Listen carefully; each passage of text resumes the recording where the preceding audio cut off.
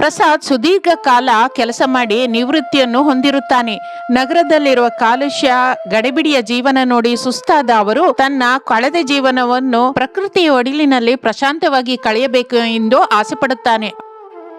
ಏನು ಅಂದ್ರೆ ನಿಮ್ ಮುಖದಲ್ಲಿ ಈ ದಿನ ಒಂದು ಹೊಸ ಪ್ರಶಾಂತತೆ ಕಾಣಿಸ್ತಾ ಇದೆ. ಕೆಲಸವಿದ್ದಾಗ ಯಾವಾಗ್ಲೂ ಟೆನ್ಷನ್ ಇಂದ ಇದ್ರಿ, ಈಗ ನಿಮ್ಗೆ ಹಾಯಾಗಿದ್ಯಾ? ಹೌದು ಶಾರದಾ, 30 ವರ್ಷದಿಂದ ಫೈಲು ಆಫೀಸ್ ಗಲಾಟೆಯಿಂದ ಬಹಳ ಸುಸ್ತಾಗಿ ಹೋಗಿದೆ. ಈಗ ನಂಗೆ ಹಾಯಾಗಿದೆ. ಆದ್ರೆ ಮನಸ್ಸಲ್ಲಿ ಒಂದು ಚಿಕ್ಕ ಕೋರಿಕೆ ಇನ್ನು ಹಾಗೆ ಇದೆ. ಶಾರದಾ, ನಿಮ್ಮ ಮನಸ್ಸಲ್ಲಿ ಏನಿದೆ ಅಂತ ನಂಗೆ ಗೊತ್ತು ರೀ. ನೀವು ಎಷ್ಟೋ ಸಲ ಹೇಳಿದ್ರಲ್ಲ, ನೀವು ನಿವೃತ್ತಿಯ ನಂತರ ಕಾಡಿಗೆ ಹತ್ತಿರವಾಗಿ ಒಂದು ಹಚ್ಚನೆಯ ವಾತಾವರಣದಲ್ಲಿ ಮನೆ ಕಟ್ಟಿಕೊಂಡು ಪ್ರಶಾಂತವಾದ ವಾತಾವರಣದಲ್ಲಿ ಇರಬೇಕು ಅಂತ. ಅದೇನಾ ನಿಮ್ಮ ಮನಸ್ಸಿನಲ್ಲಿರುವ ಆಲೋಚನೆ? ಹೌದು ಶಾರದಾ, ಈ ನಗರದ ಕಾಲುಷ್ಯದಲ್ಲಿ ಎಷ್ಟು ವರ್ಷ ಅಂತ ಇರಬೇಕು? ನನ್ನ ರಿಟೈರ್ಮೆಂಟ್ ಬೆನಿಫಿಟ್ಗಳಲ್ಲೆಲ್ಲ ಇನ್ನು ಕೆಲವು ದಿನಕ್ಕೆ ಕೈಗೆ ಬರುತ್ತೆ.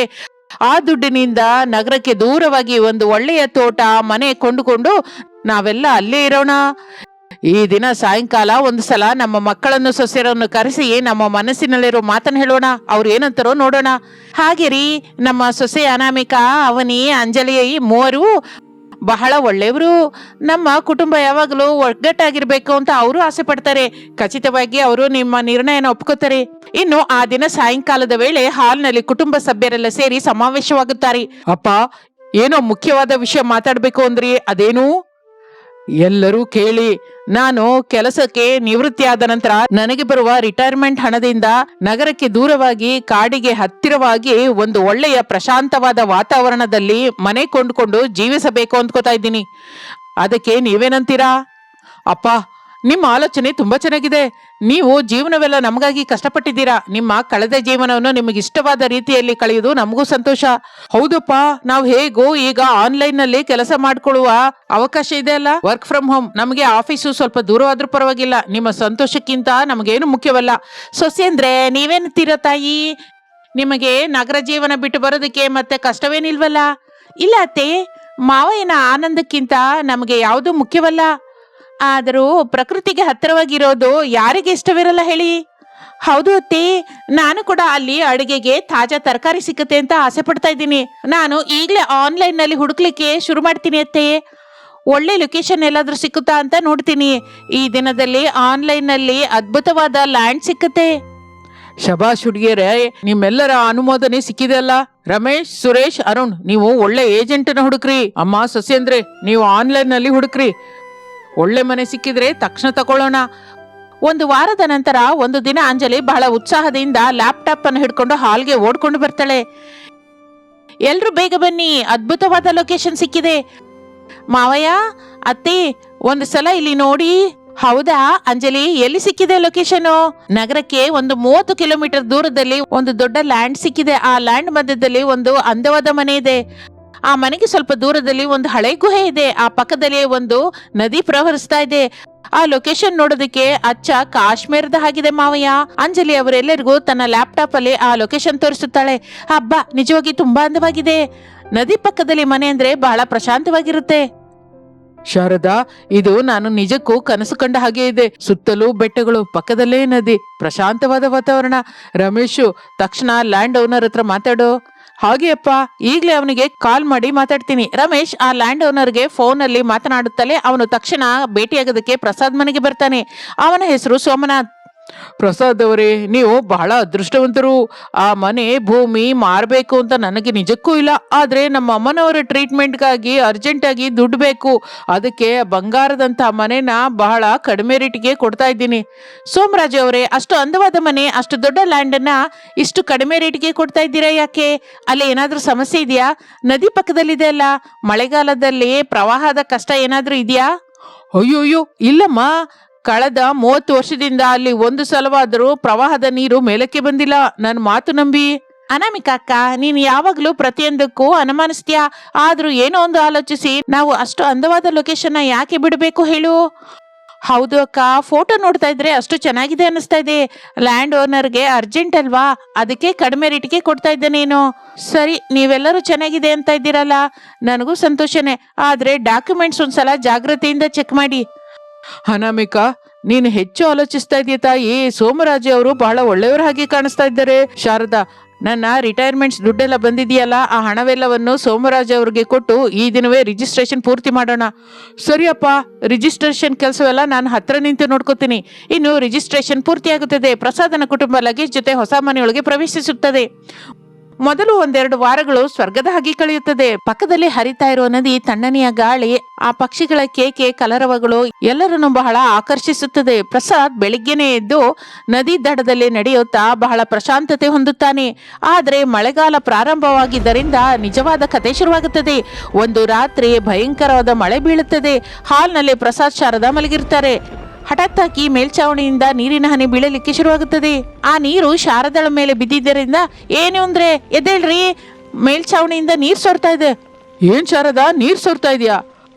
ಅಪ್ಪ, ಕಿಚನ್ ಅಲ್ಲಿ ಕೂಡ ಎಲ್ಲ ಲೀಕ್ ಆಗ್ತಾ ಇದೆ. ಅವನಿ, ಅಂಜಲಿ, ಬೇಗ ಪಾತ್ರೆಗಳನ್ನು ತಗೊಂಬನ್ನಿ. ಎಲ್ಲಿ ನೀರ್ ಸೋರ್ತಾ ಇದೆಯಾ ಅಲ್ಲಿ ಇಡಿ. ಅಬ್ಬೋ, ಇದೇನ್ ಮನೆ ಮಾವಯ್ಯ, ಹೊಸ ಮನೆ ಕೊಂಡ್ಕೊಳ್ಳೋಣ ಅಂತ ಆಸೆ ಪಟ್ವಿ, ಸಂತೋಷ ಪಟ್ವಿ. ಆದ್ರೆ ಮಳೆ ಬಂದ್ರೆ ಮನೆ ಎಲ್ಲ ಕೆರೆಯಾಗಿ ತಯಾರಾಗಿದೆ. ಮಾವಯ್ಯ, ಒಂದ್ಸಲ ಲ್ಯಾಂಡ್ ಓನರ್ಗೆ ಫೋನ್ ಮಾಡಿ. ಸ್ವಿಚ್ ಆಫ್ ಅಂತ ಬರ್ತಾ ಇದೆ ಅಂಜಲಿ. ಅವನು ನಮ್ಮನ್ನು ಘೋರವಾಗಿ ಮೋಸ ಮಾಡಿದ್ದಾನೆ. ಈ ಹಳೆ ಮನೆಗೆ ಮೇಲೆ ಬಣ್ಣ ಹಾಕಿ ಹೊಸ ಮನೆ ಅಂತ ನಮಗೆ ತೋರಿಸಿದ್ದಾನೆ. ತಂದೆಯವರ ಜೀವನವೆಲ್ಲ ಕಷ್ಟಪಟ್ಟ ದುಡ್ಡನ್ನ ಅವನು ತಗೊಂಡು ಹೋಗಿದ್ದಾನೆ. ದೇವರೇ, ನನ್ನ ಕಳೆದ ಜೀವನವನ್ನು ಪ್ರಶಾಂತವಾಗಿ ಕಳಿಬೇಕು ಅಂತ ಆಸೆಪಟ್ಟೆ. ಆದ್ರೆ ನನ್ನ ಕಷ್ಟಾರ್ಜಿತವೆಲ್ಲ ಭೂಮಿಯೊಳಗೆ ಸುರಿದ ಪನ್ನೀರಾಗೋಯ್ತಾ?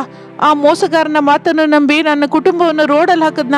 ಮಾವಯ್ಯ, ದುಃಖ ಪಡಬೇಡಿ. ದುಡ್ಡು ಹೋದ್ರೆ ಮತ್ತೆ ಸಂಪಾದಿಸಬಹುದು, ಆದ್ರೆ ನಿಮ್ಮ ಆರೋಗ್ಯ ನಮಗೆ ಮುಖ್ಯ. ಮೋಸ ಹೋದ ಮಾತು ವಾಸ್ತವನೇ, ಆದ್ರೆ ಈಗ ನಾವು ಧೈರ್ಯವಾಗಿರ್ಬೇಕು. ಮಳೆ ಕಡಿಮೆಯಾದ ಮೇಲೆ ಮೇಲ್ಛಾವಣಿನ ರಿಪೇರಿ ಮಾಡಿಸೋಣ. ಆ ದಿನ ಅವರು ಕಷ್ಟವಾಗಿ ಕಳೆದರು. ಆದರೆ ಸಮಸ್ಯೆ ಅಷ್ಟರಲ್ಲಿ ನಿಲ್ಲಲಿಲ್ಲ. ಮಾರನೇ ದಿನ ಮಳೆ ತೀವ್ರತೆ ಮತ್ತಷ್ಟು ಹೆಚ್ಚಾಗುತ್ತದೆ.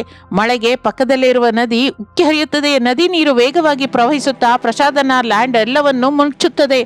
ಮನೆ ಸ್ವಲ್ಪ ಎತ್ತರದಲ್ಲಿ ಇದ್ದಿದ್ದರಿಂದ ಮನೆಯೊಳಗೆ ಆ ನೀರು ಬರಲಿಲ್ಲ. ಅವರಿಗೆ ನಗರಕ್ಕೆ ಹೋಗುವ ದಾರಿ ಕೂಡ ಇಲ್ಲದೆ ಹೋಗುತ್ತದೆ. ಅಪ್ಪ, ಹೊರಗಡೆ ರೋಡ್ ಎಲ್ಲ ಪೂರ್ತಿಯಾಗಿ ಮುಚ್ಕೊಂಡೋಗಿದೆ. ನಾವು ಮನೆ ದಾಟಿ ಹೊರಗೆ ಹೋಗೋ ಪರಿಸ್ಥಿತಿಯೇ ಇಲ್ಲ. ಆಫೀಸಿಗೆ ಕೂಡ ಹೋಗಕ್ಕಾಗಲ್ಲ. ಹೌದು ಅಣ್ಣಯ್ಯ, ಅರುಣ್ ನಾನು ಈ ದಿನದಿಂದ ಮನೆಯಲ್ಲೇ ಕೂತ್ಕೊಂಡು ವರ್ಕ್ ಫ್ರಮ್ ಹೋಮ್ ಮಾಡಬೇಕು ಅಂತ ಆಫೀಸ್ಗೆ ಮೇಲ್ ಹಾಕಿದೀವಿ. ಆದ್ರೆ ನಮಗೆ ಈಗ ದೊಡ್ಡ ಸಮಸ್ಯೆ ಒಂದು ಬಂದಿದೆ. ಮನೆಯಲ್ಲಿ ತರಕಾರಿ ಇಲ್ಲ. ಈ ಪ್ರವಾಹದ ನೀರಲ್ಲಿ ನಾವು ಊಟವಿಲ್ಲದೆ ಹೇಗೆ ಬದುಕಬೇಕು? ಹೌದು ಅಕ್ಕ, ನಿಜವಾಗಿನೇ. ಆ ಸಮಯದಲ್ಲಿ ನದಿಯಲ್ಲಿ ಹೋಗುವ ದೋಣಿಯವರು ಕೆಲವರು ತರಕಾರಿಯನ್ನು ತಗೊಂಡು ಮಾರಲಿಕ್ಕೆ ಶುರು ಮಾಡುತ್ತಾರೆ. ಆದರೆ ಪ್ರವಾಹದ ಪರಿಸ್ಥಿತಿಯನ್ನು ಆಶ್ರಯವಾಗಿ ಮಾಡಿಕೊಂಡು ಅವರು ವಿಪರೀತವಾದ ರೇಟ್ ಕೇಳ್ತಾರೆ. ತರಕಾರಿ ಬೇಕಮ್ಮ? ಟೊಮೊಟೊ ಕೆಜಿಗೆ 200 ರೂಪಾಯಿ, ಮೆಣಸಿನ್ಕಾಯಿ ಕೆಜಿಗೆ 150. ಏನೋ ಅಷ್ಟು ರೇಟಾ? ಸಿಟಿ ಒಳಗೆ ಇಷ್ಟು ರೇಟ್ ಇರಲ್ವಲ್ಲ. ಬೇಕು ಅಂದ್ರೆ ತಗೊಳ್ಳಿ ಮೇಡಮ್, ಇಲ್ಲ ಅಂದ್ರೆ ಇಲ್ಲ. ಈ ಪ್ರವಾಹದಲ್ಲಿ ದೋಣಿ ಹಾಕೊಂಡ್ ಬರೋದು ನಮ್ಗೆ ಎಷ್ಟು ಕಷ್ಟನೋ ನಿಮಗ್ ಗೊತ್ತಾ? ಅವನಿ, ತಪ್ಪಲ್ವಲ್ಲ? ಈಗ ಪ್ರಸ್ತುತಕ್ಕೆ ಈ ತರಕಾರಿ ತಗೋ. ಅನಾಮಿಕಾ, ನಮ್ಮ ಹತ್ತಿರ ಇರೋ ದುಡ್ಡುವೆಲ್ಲ ಆ ಮೋಸಗಾರಂಗೆ ಕೊಟ್ವಿ. ಈಗ ನಮಗೆ ದಿನದ ಖರ್ಚಿಗೆ ಕೂಡ ದುಡ್ಡು ಕಡಿಮೆ ಆಗಿದೆ. ಪ್ರತಿ ಸಲ ಇಷ್ಟು ಹೆಚ್ಚು ರೇಟ್ ಕೊಟ್ಟು ತರಕಾರಿ ತಗೊಳ್ಳೋದು ನಮ್ಮಿಂದಾಗಲ್ಲ. ಏನಾದ್ರೂ ಉಪಾಯ ಆಲೋಚಿಸಬೇಕು. ಮಾರನೇ ದಿನ ಬೆಳಿಗ್ಗೆ ಮಳೆ ಸ್ವಲ್ಪ ಕಡಿಮೆ ಆಗುತ್ತದೆ, ಆದರೆ ಪ್ರವಾಹದ ನೀರು ಹಾಗೆ ಇರುತ್ತದೆ. ಅನಾಮಿಕಾ ನದಿ ಕಡೆ ನೋಡುತ್ತಾ ಹೋಗುತ್ತಾಳೆ. ಆಕೆ ಕಣ್ಣು ಪಕ್ಕದಲ್ಲೇ ಇರುವ ಹಳೆ ಗುಹೆ ಕಡೆ ಹೋಗುತ್ತದೆ. ಪ್ರವಾಹದ ನೀರು ಹರಿದಿದ್ದರಿಂದ ನದಿಯಲ್ಲಿರುವ ಅತ್ಯಂತ ಸಾರವಂತವಾದ ಮಣ್ಣು ಕೊಚ್ಕೊಂಡು ಬಂದು ಆ ಗುಹೆಯೊಳಗೆ ದಟ್ಟವಾಗಿ ಹಾಕಿರುತ್ತದೆ. ಅಬ್ಬಾ, ಈ ಮಣ್ಣು ಎಷ್ಟು ಮೆತ್ತಗೆ ಸಾರವಂತವಾಗಿದೆಯೋ. ನದಿಯಿಂದ ಬಂದ ಹೂಳೆತ್ತಿದ ಮಣ್ಣು ಅಂದ್ರೆ ಖನಿಜ ಲವಣಗಳು ಪುಷ್ಕಳವಾಗಿರುತ್ತದೆ. ಇಲ್ಲಿ ಸೂರ್ಯರಶ್ಮಿ ಕೂಡ ಗುಹೆ ದ್ವಾರದಿಂದ ಸ್ವಲ್ಪವೇ ಒಳಗೆ ಬರ್ತಾ ಇದೆ. ಇಲ್ಲಿ ನಾವು ತರಕಾರಿ ಬೆಳೆದ್ರೆ ಬಹಳ ವೇಗವಾಗಿ ಬೆಳೆಯುತ್ತೆ. ಅಕ್ಕ, ಗುಹೆಯೊಳಗೆ ಹೋಗ್ತಾ ಇದೀಯ ಯಾಕೆ? ಅಲ್ಲಿ ಹಾವು ಜೇನುಹುಳುಗಳು ಇರುತ್ತೇನೋ. ಆದ್ರೂ ಗುಹೆಯೊಳಗೆ ತರಕಾರಿ ಬೆಳೆಯೋದಂದ್ರೆ ಏನಕ್ಕ? ಪ್ರಪಂಚದಲ್ಲಿ ಯಾರಾದ್ರೂ ಗುಹೆಯೊಳಗೆ ವ್ಯವಸಾಯ ಮಾಡ್ತಾರಾ? ಹೌದಕ್ಕ, ತರಕಾರಿ ಬೆಳಿಬೇಕು ಅಂದ್ರೆ ಗಾಳಿ ಬೆಳಕು ಬೇಕಲ್ವಾ ತಂಗಿ? ಅಂದ್ರೆ ಗುಹೆಯೊಳಗೆ ಎತ್ತರ ಕಡಿಮೆ, ಒಳಗಡೆಗೆ ಬೆಳಕು ಸಾಕಷ್ಟು ಬರುತ್ತದೆ.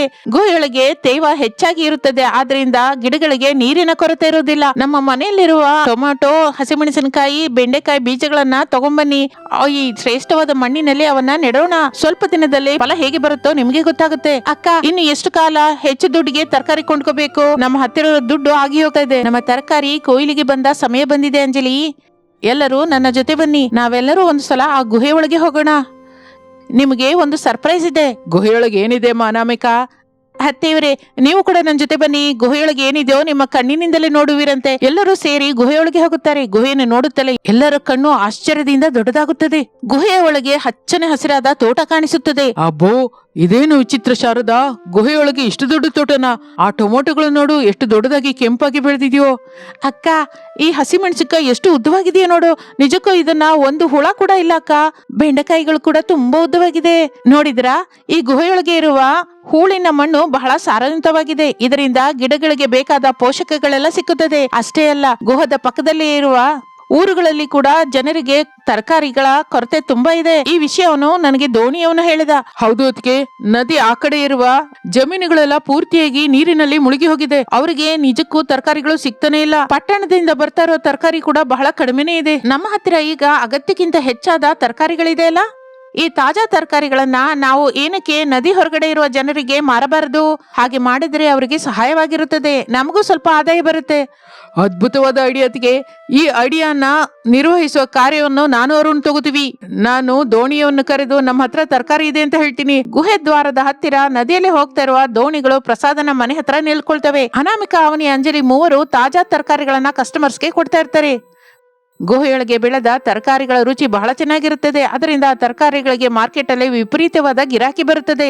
ದೋಣಿಯಲ್ಲಿ ಹೋಗೋರೆಲ್ಲ ಈ ತಾಜಾ ತರಕಾರಿಗಳನ್ನ ಕೊಂಡ್ಕೊಳ್ಳೋದಕ್ಕೆ ಕ್ಯೂ ಕಟ್ಟುತ್ತಾರೆ.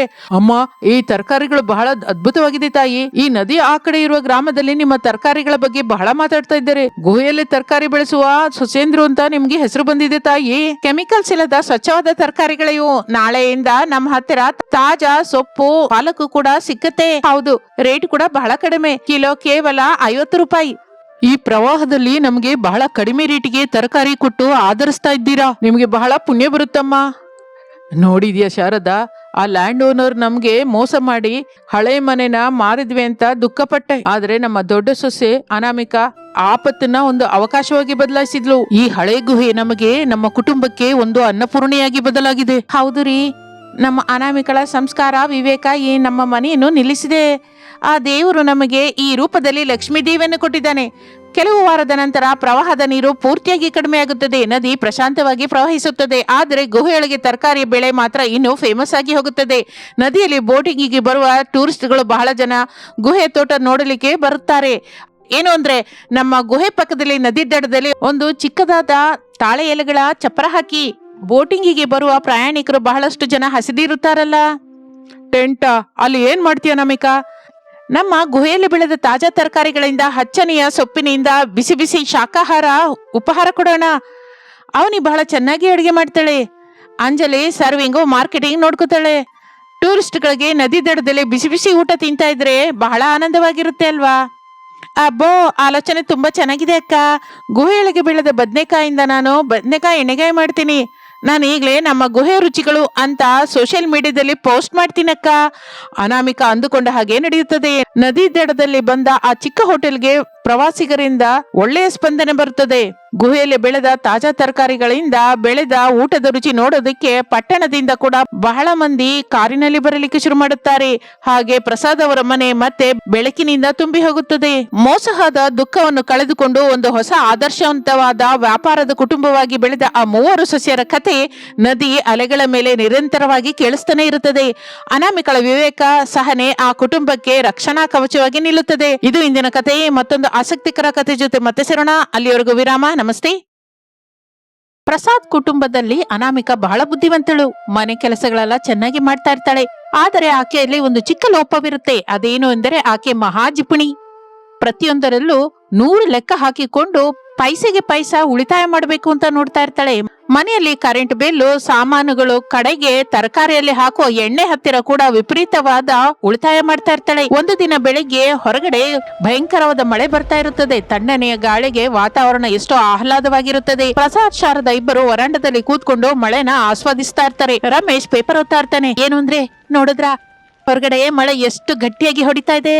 ಮೈಯೆಲ್ಲ ಒಣಗಿ ಹೋಗುವ ಹಾಗೆ ಈ ಚಳಿಗಾಳಿ ಮೈಗೆ ತಗಲ್ತಾ ಇದ್ರೆ ನನಗಂತೂ ಸಂತೋಷ ಆಗ್ತಾ ಇದೆ. ಮೂಳೆ ಕೊರಿತ ಹಾಗೆ ಇದ್ರೂ ಈ ವಾತಾವರಣಕ್ಕೆ ಏನಾದ್ರ ಕರಕರ ಅಂತ ಬಾಯಲ್ಲಿ ಹಾಕೊಳ್ತಾರೆ. ಖಾರವಾಗಿ ಬಿಸಿ ಬಿಸಿಯಾಗಿ ಹೊಗೆ ಬರುವ ಸ್ನಾಕ್ಸ್ ತಿನ್ಬೇಕು ಅನ್ನಿಸ್ತಾ ಇದೆ. ಹೌದು ಶಾರದಾ, ನೀನು ಅಕ್ಷರಶಃ ನನ್ನ ಮನಸ್ಸಲ್ಲಿರೋ ಮಾತೆ ಹೇಳ್ದೆ. ಈ ಮಳೆ ಜೋರು ನೋಡ್ತಾ ಇದ್ರೆ ನಂಗೂ ಹಾಗೆ ಅನ್ಸುತ್ತೆ. ಈ ಭಯಂಕರದ ಮಳೆಯಲ್ಲಿ ಕಿಟಕಿ ಪಕ್ಕ ಕೂತ್ಕೊಂಡು ಆ ಮಳೆ ಹನಿಗಳ ಸೌಂಡ್ ಕೇಳ್ತಾ ಒಂದು ಘಾಟವಾದ ಶುಂಠಿ ಟೀ ಕುಡಿಯುತ್ತಾ ಕೆಂಪಗೆ ಕಾದ ಬಿಸಿ ಬಿಸಿ ಈರುಳ್ಳಿ ಪಕೋಡ ತಿಂತಾ ಇದ್ರೆ ಆಹಾ, ಆ ಮಜಾನೇ ಬೇರೆ ಅಲ್ವಾ. ಈ ಚಳಿಗೆ ಅದಕ್ಕಿಂತ ಇನ್ನೂ ಏನಿದೆ ಹೇಳು. ಅಬ್ಬೋ ಅಪ್ಪ, ನೀವು ಆ ಪಕೋಡ ವಿಷಯ ಹೇಳ್ತಾನೆ ನನ್ನ ಬಾಯಲ್ಲಿ ಕೂಡ ನೀರು ಸುರಿತಾ ಇದೆ.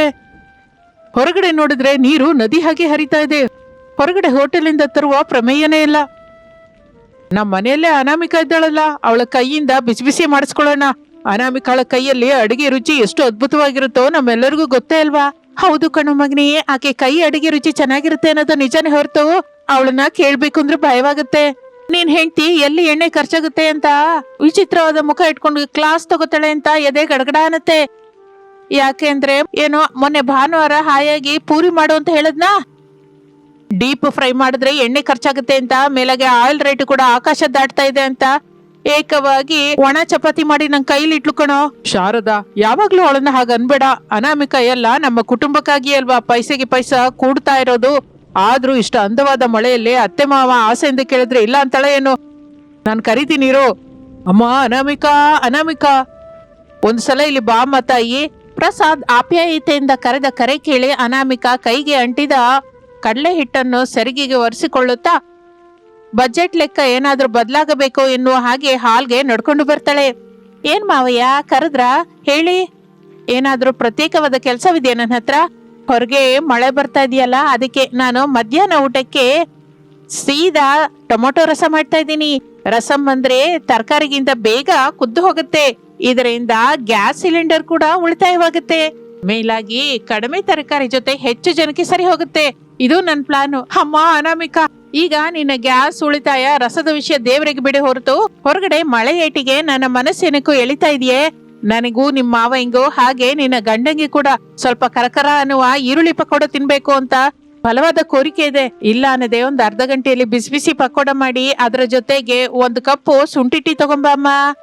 ಅಯ್ಯೋ ದೇವ್ರೆ, ಪಕೋಡ ಅಂದ್ರೆ ಇವರಿಗೆ ಆಟ ಅಂದ್ಕೊಂಡಿದಾರೇನೋ. ಅದು ಮಾಡ್ಬೇಕು ಅಂದ್ರೆ ಎಣ್ಣೆಲಿ ಡೀಪ್ ಫ್ರೈ ಮಾಡ್ಬೇಕು. ಕನಿಷ್ಠ ಅರ್ಧ ಲೀಟರ್ ಎಣ್ಣೆ ಬಾಣ್ಲಿಲಿ ಹಾಕಿ ಕುದಿಸ್ಬೇಕು. ಮೊನ್ನೆನೆ ಅಲ್ವಾ ಬಜೆಟ್ ನೋಡಿ ಒಂದೇ ಎಣ್ಣೆ ಪ್ಯಾಕೆಟ್ ತಂದೆ. ಈಗ ಅದ್ರಲ್ಲಿ ಅರ್ಧ ಪ್ಯಾಕೆಟ್ ಉಪಯೋಗಿಸಿದ್ರೆ ಬರೋ ತಿಂಗಳ ಕೊನೆಯವರೆಗೂ ಮನೆ ಹೇಗೆ ಕಳೆಯುತ್ತೆ? ಬಜೆಟ್ ಎಲ್ಲ ತಲೆ ಕೆಳಗಾಗಿ ಹೋಗುತ್ತೆ. ಇದಕ್ಕೆ ಸರಿಯಾಗಿ ಮಾರ್ಕೆಟ್ ಅಲ್ಲಿ ಈರುಳ್ಳಿ ರೇಟು ಆಕಾಶದಲ್ಲಿ ಹಾರ್ತಾ ಇದೆ. ಇನ್ನು ಚಳಿಗಾಲದ ಆಸೆನ ತಿಂಗಳ ಹೋಮ್ ಬಜೆಟ್ ನ ಬಲಿ ತಗೊಳ್ಳೋ ಹಾಗಿದೆಯೇ? ನಾನು ಏನೋ ಒಂದು ಮಾಡಿ ಪ್ರಮಾದದಿಂದ ತಪ್ಪಿಸ್ಕೋಬೇಕು. ಏನು ಅನಾಮಿಕಾ ಹಾಗೆ ಶೂನ್ಯದಲ್ಲಿ ನೋಡ್ತಾ ಏನೋ ಆಲೋಚಿಸ್ತಾ ಇದ್ಯಾ? ಮನೆಯಲ್ಲಿ ಕಡಲೆ ಹಿಟ್ಟಾಗ್ಲಿ ಎಣ್ಣೆ ಆಗ್ಲಿ ಇದೆಯಾ ಇಲ್ವಾ? ಇರೋ ವಿಷಯ ಹೇಳಿದ್ರೆ ನಾನೇ ನೆನ್ಕೊಂಡು ಹೋಗಿ ತಗೊಂಡ್ಬರ್ತೀನಿ. ಹಿಟ್ಟು ಇದೆ ರೀ, ಆದ್ರೆ ವಾತಾವರಣ ನೋಡಿದ್ರು ಎಷ್ಟು ತಣ್ಣಗಿದೆಯೋ. ಈ ಮಳೆಗಾಲದಲ್ಲಿ ಜೀರ್ಣವಾಗುವ ಶಕ್ತಿ ಬಹಳ ಕಡಿಮೆ ಇರುತ್ತೆ ರೀ. ಈಗ ಡೀಪ್ ಫ್ರೈ ಅಲ್ಲಿ ಆ ಪಕೋಡ ತಿಂದ್ರೆ ಎಣ್ಣೆ ಎಲ್ಲ ಹೊಟ್ಟೆಲಿ ಗಟ್ಟಿ ಕಟ್ಕೊಂಡು ಹೋಗಲ್ವಾ? ಮೇಲಾಗಿ ಅತ್ತೆಗೇನು ಕೊಲೆಸ್ಟ್ರಾಲ್ ಅಲ್ವಾ, ಮಾವಂಗೇನು ಗ್ಯಾಸ್ ಪ್ರಾಬ್ಲಮ್ಮು. ಇದೆಲ್ಲ ಏನಕ್ಕೆ ರೀ? ಹೆಲ್ತ್ ಹಾಳಾಗಿ ಹೋಗುತ್ತೆ. ನಾನೊಂದು ಕೆಲಸ ಮಾಡ್ತೀನಿ, ಈರುಳ್ಳಿ ಹಸಿಮೆಣಸಿನ್ಕಾಯಿ ಹಾಕಿ ಉಪ್ಪಿಟ್ಟು ಮಾಡ್ತೀನಿ. ಬಿಸಿ ಬಿಸಿಯಾಗಿ ತಿಂದ್ಬಿಡಿ, ಹೊಟ್ಟೆಗೆ ಹಾಯಾಗಿರುತ್ತೆ. ಏನೇ ಮಳೆ ಬರ್ತಾ ಇದ್ರು ಉಪ್ಪಿಟ್ಟು ತಿನ್ಬೇಕು ಅಂತ ಯಾವ ಪುರಾಣದಲ್ಲಿ ಬರ್ದಿದ್ಯೆ? ಆದ್ರೂ ನನ್ನ ಕೊಲೆಸ್ಟ್ರಾಲ್ ಬಗ್ಗೆ ಈಗ ನಿನ್ಗೆ ಯಾರು ಹೇಳು ಅಂದ್ರು? ನನ್ನ ಆರೋಗ್ಯ ನನ್ನಿಷ್ಟ. ಈ ದಿನ ನಂಗೆ ಪಕೋಡ ಬೇಕೇ ಬೇಕು. ಅಮ್ಮ ಅನಾಮಿಕಾ, ನಿಮ್ಮ ಅತ್ತೆಗೆ ಕೋಪ ಮಾಡ್ಬೇಡ್ವೆ? ಯಾವಾಗೋ ಒಂದ್ಸಲ ಕೇಳಿದ್ದಲ್ವಾ, ಸ್ವಲ್ಪ ಎಣ್ಣೆ ಹೆಚ್ಚಾದ್ರೂ ಪರವಾಗಿಲ್ಲ, ಹಾಗೆ ತಗೊಂಬ ಅಮ್ಮ. ಹೌದು ಅನಾಮಿಕಾ, ಪ್ಲೀಸ್, ನಂಗೆ ಕೂಡ ತಿನ್ಬೇಕು ಅಂತಿದೆ. ಸರಿ ಕಣ್ರಿ, ನಿಮ್ ಇಷ್ಟ. ನೀವ್ ಅಷ್ಟೆಲ್ಲ ಕೇಳ್ತಾ ಇದ್ರೆ ನಾನು ಇಲ್ಲ ಅಂತೀನಾ? ಆರೋಗ್ಯ ಹಾಳಾದ್ರೆ ನಾಳೆ ಹಾಸ್ಪಿಟಲ್ ಖರ್ಚು ಎಷ್ಟಾಗುತ್ತೆ ಏನೋ ಅಂತ ದುಃಖ ಅಷ್ಟೇ. ಸರಿ, 10 ನಿಮಿಷದಲ್ಲಿ ಪಕೋಡ ರೆಡಿ ಮಾಡ್ತೀನಿ. ಡೀಪ್ ಫ್ರೈ ಮಾಡಿದ್ರೆ ಎಣ್ಣೆ ಎಲ್ಲ ಎಳಿತವೆ ಪಕೋಡ. ನಾನು ಅಷ್ಟೊಂದು ಎಣ್ಣೆ ವೃಥಾ ಮಾಡಲ್ಲ. ಅತ್ತೆ ಕೇಳಿದ್ದು ಪಕೋಡನೇ ಅಲ್ವಾ, ಅದಕ್ಕೆ ನಾನು ಒಂದು ಹೊಸ ಪದ್ಧತಿ ಕಂಡು ಹಿಡ್ತೀನಿ. ಆರೋಗ್ಯಕ್ಕೆ ಆರೋಗ್ಯ, ಎಣ್ಣೆ ಪ್ಯಾಕೆಟ್ಗೆ ರಕ್ಷಣೆ, ಹಾಗೆ ಅಂತ ಅಂದುಕೊಂಡು ಅನಾಮಿಕಾ ಅಡಿಗೆ ಮನೆಯೊಳಗೆ ಹೋಗುತ್ತಾಳೆ. ಹೇಗಾದ್ರೂ ಎಣ್ಣೆ ಉಳಿತಾಯ ಮಾಡಬೇಕು ಅಂತ ಆಕೆ ಮೆದುಳಲ್ಲಿ ತರತರವಾದ ಆಲೋಚನೆ ಬರುತ್ತೆ. ಹಾಗೆ ಮನಸ್ಸಿನಲ್ಲಿ ಅಂದುಕೊಳ್ಳುತ್ತಾ ಅನಾಮಿಕಾ ಒಂದು ಪಾತ್ರೆಯಲ್ಲಿ ಕಡಲೆ ಹಿಟ್ಟು, ಈರುಳ್ಳಿ ಚೂರು, ಹಸಿಮೆಣಸಿನಕಾಯಿ, ಉಪ್ಪು, ಖಾರ ಎಲ್ಲ ಹಾಕಿ ಗಟ್ಟಿಯಾಗಿ ಕಲಸುತ್ತಾಳೆ. ಆದರೆ ಪಕೋಡಕ್ಕಾಗಿ ಬಾಂಡ್ಲಿಯಲ್ಲಿ ಎಣ್ಣೆ ಸುರಿಯದೆ ಕೇವಲ ಚಪಾತಿ ಮಾಡುವ ಹಂಚನ್ನ ಒಲೆ ಮೇಲೆ ಇಡ್ತಾಳೆ. ಅದಕ್ಕೆ 1-2 ಹನಿ ಎಣ್ಣೆ ಹಾಕಿ ಕಲಸಿಕೊಂಡ ಪಕೋಡ ಹಿಟ್ಟನ್ನು ಚಿಕ್ಕ ಚಿಕ್ಕ ದೋಸೆ ಹಾಗೆ ಬಿಲ್ಲೆ ಹಾಗೆ ಒಲೆ ಮೇಲೆ ಅಂಟಿಸುತ್ತಾಳೆ. ಆ ಕಡೆ ಈ ಕಡೆ ತಿರುಗಿಸಿ ಸುಟ್ಟು ಚೆನ್ನಾಗಿ ಪ್ಲೇಟ್ ನಲ್ಲಿ ಇಟ್ಟು ಟೀ ಜೊತೆ ಹಾಲ್ಗೆ ತಗೊಂಡ್ಬರ್ತಾಳೆ. ತಗೊಳ್ಳಿ ಅತ್ತೆ, ಮಾವಯ್ಯ ತಗೊಳ್ಳಿ. ಏನು ಅಂದ್ರೆ ಇಲ್ಲಿ ಬನ್ನಿ, ಎಲ್ಲರಿಗೂ ಬಿಸಿ ಬಿಸಿ ಈರುಳ್ಳಿ ಪಕೋಡ ರೆಡಿ ಮಾಡಿದ್ದೀನಿ, ಹಾಗೆ ಶುಂಠಿ ಟೀ ಕೂಡ. ಆಹಾ, ಸಖತ್ತಾಗಿ ವಾಸನೆ ಬರ್ತಾ ಇದೆ ಅನಾಮಿಕಾ. ಹಾಗೆ ಅಂದುಕೊಂಡು ಶಾರದಾ ಆತರದಿಂದ ಪ್ಲೇಟ್ ಇಂದ ಒಂದು ಪಕೋಡ ತಗೋತಾಳೆ. ಆದ್ರೆ ಅದು ಪಕೋಡಿ ಆಗಿರದೆ ಯಾವ್ದೋ ಚಿಕ್ಕ ಸೈಜಿನ ವಡೆ ಹಾಗೆ ಗಟ್ಟಿಯಾಗಿರುತ್ತದೆ. ಶಾರದಾ ಅದನ್ನ ಬಾಯಲ್ಲಿ ಇಟ್ಕೊಂಡು ಕಡಿಯಲಿಕ್ಕೆ ಪ್ರಯತ್ನ ಮಾಡ್ತಾಳೆ. ಆದ್ರೆ ಅದು ಕಡಿಯೋಕೆ ಬರಲ್ಲ, ಗಟ್ಟಿಯಾಗಿ ಎಳಿತಾಳೆ. ಅದು ರಬ್ಬರ್ ಆಗಿ ಸಾಗುತ್ತೆ ಹೊರತು ಮುರಿಯಲ್ಲ. ಪ್ರಸಾದ್ ರಮೇಶ್ ಕೂಡ ಒಂದೊಂದು ಪಕೋಡ ಬಾಯಲ್ಲಿ ಇಟ್ಕೊಂಡು ಅಗಿಯಲಾರದೆ ನಾನಾ ಅವಸ್ಥೆ ಪಡ್ತಾ ಇರ್ತಾರೆ. ಏನೇ ಅನಾಮಿಕಾ, ಏನೇ ಇದು? ಪಕೋಡ ಕೇಳಿದ್ರೆ ಸೈಕಲ್ ಟ್ಯೂಬ್ ಕಟ್ ಮಾಡಿ ಹಿಟ್ಟಿಲ್ ಹಾಕಿ ಬೇಯಿಸ್ದೆ ಏನೋ. ನಿಜಕ್ಕೂ ಕರಗ್ತಾನೆ ಇಲ್ಲ, ತಿನ್ನೋಕು ಆಗ್ತಾ ಇಲ್ಲ. ಅಗಿತಾ ಇದ್ರೆ ದವಡೆ ನೋವು ಬರ್ತಾ ಇದೆ. ಹೌದಮ್ಮ ಅನಾಮಿಕಾ, ಇದೇನ್ ಪಕೋಡ ತಾಯಿ? ನನ್ನ ಕಟ್ಟಿದ ಹಲ್ಲು ಊದ್ರಿ ಕೈಗೆ ಬರೋ ಹಾಗಿದೆ. ಏಕವಾಗಿ ಹಲ್ಲೆ ಕೆಳಗೆ ಉದ್ರೋಗುತ್ತೆ ಏನು? ಹಬ್ಬಾ ಅನಾಮಿಕಾ, ಇದನ್ ನಿಜಕ್ಕೂ ಪಕೋಡ ಅಂತಾರ? ಇಲ್ಲ ನಿನಗೆ ನೀನು ರಕ್ಷಿಸಿಕೊಳ್ಳಲಿಕ್ಕೆ ಮಾಡಿದ ಬುಲೆಟ್ ಪ್ರೂಫ್ ಜಾಕೆಟ್. ಈ ಪಕೋಡನ ತಗೊಂಡು ಗೋಡೆಗೆ ಹಾಕಿದ್ರೆ ತಿರುಗಿ ಬಂದ ನನ್ನ ಹಣೆಗೆ ಹೊಡೆಯೋ ಹಾಗಿದೆ. ನಿಜಕ್ಕೂ ಕರಕರ ಅಂತಾನೆ ಇಲ್ಲ, ಮುದ್ದೆ ಹಾಗೆ ರಬ್ಬರ್ ಆಗಿದೆ. ಎಣ್ಣೆಯಲ್ಲಿ ಕರ್ದಿಯಾ ಇಲ್ವೋ ಹೊರತು? ಇಲ್ಲ ರೀ, ಚೆನ್ನಾಗಿ ಕರ್ದಿದ್ದೀನಿ. ಹಂಚಿ ಮೇಲೆ 2 ಹನಿ ಎಣ್ಣೆ ಮಾತ್ರನೇ ಹಾಕಿ ಅದನ್ನ ದೋಸೆ ಹಾಕಿ ಸುಟ್ಟಿದ್ದೀನಿ. ಇದನ್ನ ಜೀರೋ ಆಯಿಲ್ ತವಾ ಪಕೋಡ ಅಂತ ಕೂಡ ಅಂತಾರೆ ರೀ. ಏನೇ ತವಾ ಮೇಲೆ ಪಕೋಡಿನ? ನನ್ನ ಕರ್ಮ, ನನಗೆ ಪಕೋಡ ಬೇಕು ಅಂತ ಕೇಳ್ದೆ ಅಲ್ಲ. ಇಂಟರ್ನೆಟ್ ನೋಡಿ ಕೆಟ್ಟದಾಗಿ ನನ್ ಮೇಲೆ ಪ್ರಯೋಗ ಮಾಡ್ತೀಯಾ? ಇದೇನಾದ್ರೂ ಪದ್ಧತಿನ ನಿನಗೆ? ಕೊಲೆಸ್ಟ್ರಾಲ್ ಬರುತ್ತೆ ಅಂತ ನಿಜಕ್ಕೂ ಎಣ್ಣೆ ಇಲ್ಲದೆ ರಬ್ಬರ್ ಚೂರು ಮಾಡಿ ತಂದು ಕೊಡ್ತೀಯಾ? ನನ್ ದವಡೆ ಉದುರು ಹೋದ್ರೆ ಡಾಕ್ಟರ್ ಹತ್ರ ಕರ್ಕೊಂಡು ಹೋಗ್ತೀಯಾ? ಆ ಡಾಕ್ಟರ್ ಅವರ ಫೀಸ್ಗಿಂತ ನೀನು ಎತ್ತಿಟ್ಟ ಎಣ್ಣೆ ಕಾಲ್ ಭಾಗ ಕೂಡ ಕೆಲ್ಸಕ್ ಬರಲ್ವಲ್ಲ. ಶಾರದಾ, ಶಾಂತಿಸು. ಪಾಪ ಆಕೆ ನಮ್ಮ ಒಳ್ಳೇದಕ್ಕೆ ಅಲ್ಲೂ ಆಲೋಚಿಸಿದ್ದು. ಏನ್ರಿ ನೀವು ಸುಮ್ನಿರಿ. ಅವಳು ಆಲೋಚಿಸಿದ್ದು ನಮ್ಮ ಆರೋಗ್ಯದ ಬಗ್ಗೆ ಅಲ್ಲ, ಅಡಿಗೆ ಮನೆಯಲ್ಲಿರುವ ಎಣ್ಣೆ ಡಬ್ಬದ ಬಗ್ಗೆ. ಜಿಪುಣಿತನಕ್ಕೆ ಕೂಡ ಒಂದು ಹದ್ದಿರ್ಬಾರ್ದ? ಹೀಗಾದ್ರೆ ಮನುಷ್ಯರು ಹೇಗೆ ಬದುಕ್ಬೇಕು? ಬಾಯಿಗೆ ರುಚಿ ಇಲ್ಲದೆ ನಾನು ಕೇಳಿದ್ರೆ ಈ ರಬ್ಬರ್ ಚೂರ್ ತಂದು ಅಗಿ ಅನ್ನತಾಳೆ. ಅಮ್ಮ ಹೇಳೋದು ನಿಜಾನೇ ಅನಾಮಿಕಾ, ಉಳಿತಾಯ ಮಾಡೋದು ಒಳ್ಳೇದೇ, ಆದ್ರೆ ಮತ್ತಷ್ಟು ಜಿಪುಣತನ ಕೆಲಸಕ್ಕೆ ಬರಲ್ಲ. ಅವಾಗ ಇಂತ ಚಿಕ್ಕ ಪುಟ್ಟ ಸಂತೋಷನ ಪೂರ ಮಾಡಿದ್ರೆ ಅಲ್ವಾ ಮನೆಯವ್ರಿಗೂ ಸಂತೋಷ. ಇದರಲ್ಲಿ ಎಣ್ಣೆ ಉಳಿತಾಯ ಮಾಡಿ ಸಾಧಿಸೋದೇನಿದೆ? ನನಗೆ ಇದು ನಿಜಕ್ಕೂ ಹಿಡಿಸ್ಲಿಲ್ಲ. ನಾನು ಆನ್ಲೈನ್ ನಲ್ಲಿ ಸ್ವಿಗ್ಗಿನಲ್ಲಿ ಒಳ್ಳೆ ರೆಸ್ಟೋರೆಂಟ್ ಇಂದ ಡೀಪ್ ಫ್ರೈ ಮಾಡಿದ ಪಕೋಡನ ಆರ್ಡರ್ ಮಾಡ್ತಾ ಇದ್ದೀನಿ. ಇನ್ನು 300 ರೂಪಾಯಿ ಆಗುತ್ತೆ ಅಷ್ಟೇ ಅಲ್ವಾ? ಆಗ ರಮೇಶ್ ಆ ಮಾತು ಅನ್ನುತ್ತಲೇ 300 ಅನ್ನುವ ಮಾತು ಅನಾಮಿಕಳ ಕಿವಿಗೆ ಸಿಡಿಲಿನ ಹಾಗೆ ಬಡಿಯುತ್ತದೆ. ಹೊರಗಿನ ಫುಡ್ಗಾಗಿ 300 ಖರ್ಚು ಮಾಡುವುದಾ ಅಂತ ಆಕೆಗೆ ಎದೆ ನಿಂತ ಹಾಗೆ ಆಗುತ್ತದೆ. ನೀನು ಎಣ್ಣೆ ಬಗ್ಗೆ ಖರ್ಚಿನ ಬಗ್ಗೆ ಭಯಪಡಬೇಡ. ಇದು ನನ್ನ ಸ್ಪೆಷಲ್ ಪಕೋಡ ಫಂಡು. ಈ 100 ರೂಪಾಯಿ ಹಿಡ್ಕೊಂಡು ನಮ್ಮ ಅಡಿಗೆ ಮನೆಯಲ್ಲಿರುವ ಎಣ್ಣೆ ಪ್ಯಾಕೆಟ್ ಧೈರ್ಯವಾಗಿ ಉಪಯೋಗಿಸು ತಾಯಿ. ನನ್ನ ಹೆಂಡತಿ ಕೋರಿಕೆ, ನನ್ನ ಕೋರಿಕೆ ನೀನೇ ತಿರ್ಸ್ಬೇಕಮ್ಮ. ಹೊರಗಿನ ಫುಡ್ ನಮಗ್ ಬೇಡ ಬಿಡು. ಹೌದು ಕಣೆ ಅನಾಮಿಕಾ, ಹೊರಗಡೆ ಮಾಡೋದಕ್ಕಿಂತ ನಮ್ಮ ಮನೆಯಲ್ಲಿರುವ ಎಣ್ಣೆ ಎಷ್ಟೋ ಮೇಲು. ದುಡ್ಡು ನಿಮ್ ಮಾವಯ್ಯ ಕೊಡ್ತಾ ಇದ್ದಾರಲ್ಲ, ಇನ್ನು ಎಣ್ಣೆ ಬಾಟ್ಲಿ ಹಿಡ್ಕೊಂಡು ಅಳದೆ ಚೆನ್ನಾಗಿ ಡೀಪ್ ಫ್ರೈ ಮಾಡ್ಕೊಂಡು ತಗೊಂಬಾ. ಮಾವಯ್ಯ, ನೀವು ದುಡ್ಡು ಕೊಡ್ಬೇಕಾ? ಪರವಾಗಿಲ್ಲ ಬಿಡಿ. ಆದ್ರೂ ನೀವು ಅಷ್ಟೆಲ್ಲ ಬೇಡ್ಕೋತಾ ಇದ್ರೆ ನಾನು ಇಲ್ಲ ಅಂತೀನಾ? ನನಗೆ ಯಾವಾಗಲೂ ನಿಮ್ಮ ಸಂತೋಷನೇ ಮುಖ್ಯ. ಎಣ್ಣೆ ಖರ್ಚಾದ್ರೆ ಏನಾಗಿದೆ ಬಿಡಿ, ಹೋದ್ರೆ ಹೋಯ್ತು. ನಿಮ್ಮ ಆರೋಗ್ಯ ಆನಂದದ ಮುಂದೆ ಆ ಎಣ್ಣೆ ಪ್ಯಾಕೆಟ್ ಎಷ್ಟು ಮುಖ್ಯ ಹೇಳಿ. ಈಗಲೇ ಹೋಗಿ ಮಸಾಲೆ ಹಚ್ಚಿ ಎಣ್ಣೆಯಲ್ಲಿ ಈಜು ಹೊಡೆಯೋ ಹಾಗೆ ಬೇಯಿಸಿ ನಿಜಕ್ಕೂ ಕರಕರ ಅನ್ನುವ ಪಕೋಡನ ಮಾಡ್ಕೊಂಡು ತಗೊಂಡ್ಬರ್ತೀನಿ. ಈ ತವಾ ಪಕೋಡಿನೆಲ್ಲ ಡಸ್ಟ್ ಬಿನ್ ಅಲ್ಲಿ ಬಿಸಾಕ್ತೀನಿ. ಆಗ ಅನಾಮಿಕಳ ಮಾತಿಗೆ ಪ್ರಸಾದ್, ಶಾರದಾ, ರಮೇಶ್ ಮೂವರು ಒಬ್ಬರ ಮುಖವನ್ನೊಬ್ಬರು ನೋಡಿಕೊಂಡು ಹೊಟ್ಟೆ ಹಿಡಿದು ನಗ್ತಾರೆ. ದುಡ್ಡು ನೋಡುತ್ತಲೇ ಅನಾಮಿಕಳ ಆರೋಗ್ಯ ಸೂತ್ರಗಳೆಲ್ಲ ಮರ್ತೋಯ್ತು ಎಂದು ಅವರಿಗೆ ಅರ್ಥವಾಗುತ್ತೆ. 10 ನಿಮಿಷದಲ್ಲೇ ಅನಾಮಿಕಾ ಅಡಿಗೆ ಮನೆಯಲ್ಲಿ ಬಾಂಡ್ಲಿ ಇಟ್ಟು ಅದರ ಮೇಲೆ ಎಣ್ಣೆ ಸುರಿದು ಸುವಾಸನೆಯಿಂದ ಕರಕರ ಅನ್ನುವ ಈರುಳ್ಳಿ ಪಕೋಡವನ್ನು ಮಾಡಿ ತಗೊಂಡ್ ಬಂದು ಕೊಡ್ತಾಳೆ. ತಗೊಳ್ಳಿ ಅತ್ತೆ, ಸ್ಪೆಷಲ್ ಪಕೋಡಗಳು. ಈಗ ಕಚ್ಚಿ ನೋಡಿ, ನಿಮ್ಮ ದವಡೆ ಅಲ್ಲ, ಪಕೋಡ ಮಾತ್ರನೇ ಕರಕರ ಅನ್ನತ್ತೆ. ಆಹಾ, ಪಕೋಡ ಅಂದ್ರೆ ಹೀಗಿರ್ಬೇಕೆ ಅನಾಮಿಕಾ? ನಿನ್ನ ರಬ್ಬರ್ ಚೂರಿಗೂ ಇದಕ್ಕೂ ಎಷ್ಟು ವ್ಯತ್ಯಾಸ ಇದೆ ಗೊತ್ತಾಯ್ತಾ? ನಿನ್ನ ಕೈಯಲ್ಲಿ ನಿಜಕ್ಕೂ ಅಮೃತ ಇದೆಯಾ ಹುಚ್ಚಿ? ಆ ಎಣ್ಣೆ ಹನಿಗಳನ್ನು ನೋಡ್ಕೊಂಡು ರುಚಿನ ಯಾಕೆ ಹಾಳು ಮಾಡ್ತೀಯಾ? ಅದ್ಭುತ ಅಮ್ಮ, ಮಳೆ ಬೀಳ್ತಾ ಇದ್ರೆ ಪಕೋಡ ತಿಂತಾ ಇದ್ರೆ ಆಹಾ, ಸ್ವರ್ಗದಲ್ಲಿ ಇರೋ ಹಾಗಿದೆ ಅನ್ಕೋ. ನನ್ನ 100 ರೂಪಾಯಿಗೆ ನ್ಯಾಯ ಮಾಡಿದೆ ತಾಯಿ. Thank you Anamika. ಇನ್ನೊಂದ್ಸಲ ಅಡಿಗೆ ಹತ್ರ ಇಂತಹ ಪ್ರಯೋಗ ಮಾಡ್ಬೇಡ. ನಿನ್ನ ಉಳಿತಾಯ ಕಿರಾಣ ಸಾಮಾನ್ ಹತ್ರ ನೋಡ್ಕೋ ಹೊರತು ನಮ್ಮ ಹೊಟ್ಟೆ ಹತ್ರ ಅಲ್ಲ, ಸರಿನಾ? ಸರಿ ಕಣ್ರಿ, ಇನ್ನು ಮೇಲಿಂದ ಮಳೆ ಬಂದಾಗ ಪ್ರತಿ ಸಲ ನಿಮಗೆ ನಾನು ಹೀಗ್ಲೇ ಡೀಪ್ ಫ್ರೈ ಮಾಡಿದ ಪಕೋಡ ಬಜ್ಜಿಗಳನ್ನ ಮಾಡ್ಕೊಡ್ತೀನಿ. ಆದ್ರೆ ಆ ಎಣ್ಣೆ ಖರ್ಚು ಮಾತ್ರ ಮಾವಯ್ಯ ಹೀಗೆ ಫಂಡ್ ಕೊಡ್ತಾ ಇರ್ಬೇಕು ಮತ್ತೆ. ಡೀಲ್ ಓಕೆನಾ? ಡೀಲಮ್ಮ, ಡೀಲು.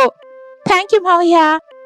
ಹಾಗೆ ಎಲ್ಲರೂ ಸೇರಿ ಆ ತಣ್ಣನೆಯ ವಾತಾವರಣದಲ್ಲಿ ಬಿಸಿ ಬಿಸಿ ಟೀ ಕುಡಿಯುತ್ತಾ ಕರಕರ ಅನ್ನುವ ಪಕೋಡಗಳನ್ನು ತಿನ್ನುತ್ತಾ ಎಷ್ಟೋ ಸಂತೋಷದಿಂದ ಕಳೆಯುತ್ತಾರೆ. ಅನಾಮಿಕಾ ಕೂಡ ದುಡ್ಡಿಗಿಂತ ಕುಟುಂಬ ಒಗ್ಗಟ್ಟಾಗಿ ನಗುವ ಆನಂದದ ಮುಂದೆ ಯಾವುದು ಸಾಟಿ ಇಲ್ಲ ಅಂತ ಗ್ರಹಿಸುತ್ತಾಳೆ. ಆ ರಬ್ಬರ್ ಪಕೋಡಗಳ ಪಂಚಾಯಿತಿ ಅವರ ಮನೆಯಲ್ಲಿ ಯಾವತ್ತಿಗೂ ನೆನಪಿದ್ದು ಒಂದು ಮಧುರವಾದ ಹಾಸ್ಯಭರಿತವಾದ ಜ್ಞಾಪಕವಾಗಿ ಮಿಕ್ಕಿ ಹೋಗುತ್ತದೆ. ಆ ವಿಧದಿಂದ ಆ ಜಿಪುಣಿ ಸೊಸೆಯ ಮನೆಯಲ್ಲಿ ಆ ಮಳೆಗಾಲ ಸಂತೋಷದಿಂದ ಕಳೆದು ಹೋಗುತ್ತೆ. ಇದು ಇಂದಿನ ಕಥೆ. ಮತ್ತೊಂದು ಆಸಕ್ತಿಕರ ಕಥೆ ಜೊತೆ ಮತ್ತೆ ಸೇರೋಣ. ಅಲ್ಲಿವರೆಗೂ ವಿರಾಮ. ನಮಸ್ತೆ.